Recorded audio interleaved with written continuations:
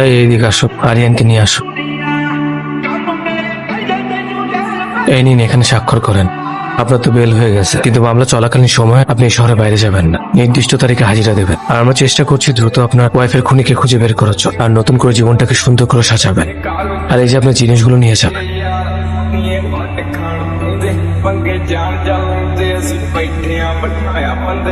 তুমি চলে যাওয়ার পর আর বাড়ি ভাড়া দিতে পারিনি। খুনের কথা শুনলে লোকে ভয় পায়। তুমি যেহেতু আবার থাকতে চাচ্ছ, থাকো তাহলে। এনো চলো।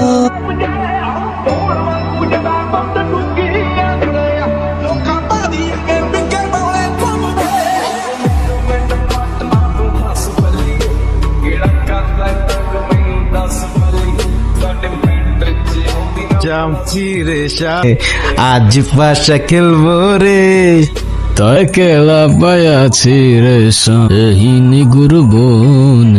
আসসালামু আলাইকুম। ওয়ালাইকুম সালাম। ওই দিন আর কে কে ছিল তোর সাথে? ভাই আমি কিচ্ছু জানি না ভাই।